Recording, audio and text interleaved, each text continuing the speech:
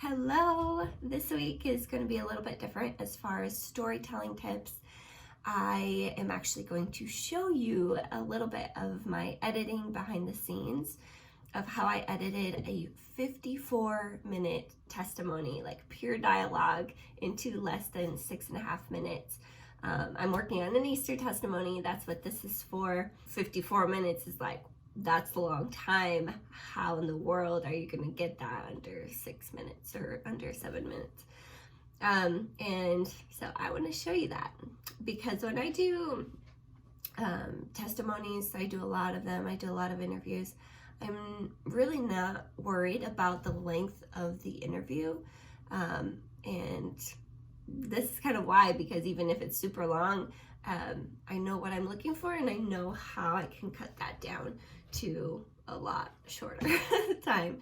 And so I did a little bit of time lapse while I was editing the 54-minute interview, and I want to show you that here. So what I'm starting with here is the timeline with, it's a multicam interview and it's all cut down. So I cut out all of my questions, I cut out all the pauses, and that, as you see, is 54 minutes. So let's get started. Let's get started. And so as I go through, as you can see, the first thing I'm doing is I'm cutting and color labeling. So I'm color labeling based on my story and based on my plot points. And so if you've been following me for a while, you know I love pre-production, or I'm a big advocate of pre-production, because the more you prepare, the better the outcome. And that goes the same for testimonies. So when I go into a testimony, I have my storyline pretty much laid out. I've done a pre-interview. I know what the story is going to be. So I write down each plot point, each part of the story in order, and then I assign it a color.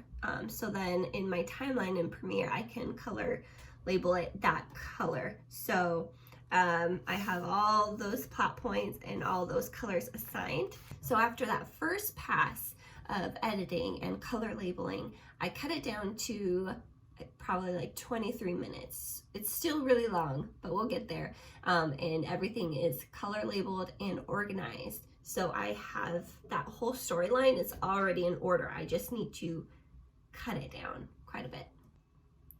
So I do another pass through and listen to the story, keep cutting stuff.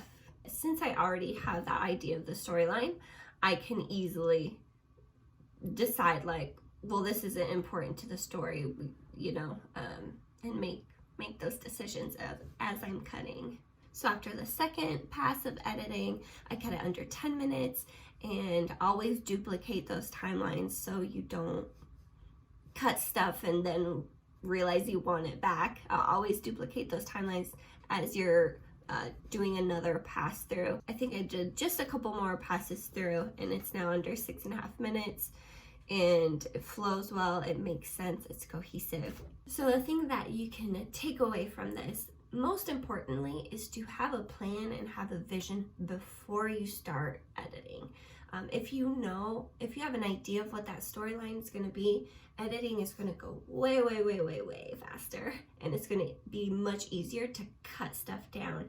And that way you're not like, well, what if I need this part of the story? It's interesting. Or what if I need this? Or like having to go back and like, oh, I cut this stuff out, but I actually really need it.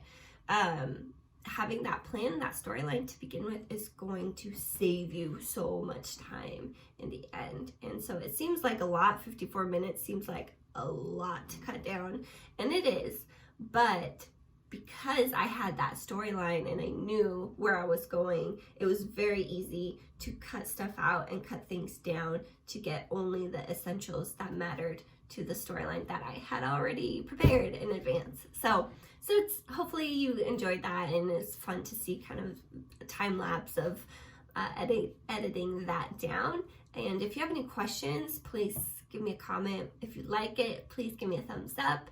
If you want more of the behind the scenes of editing, let me know, because I'll do it. I'll do it for you. Um, but in the meantime, I'm gonna get back to working on this testimony because Easter is just a few days away. So I guess until next week, see ya.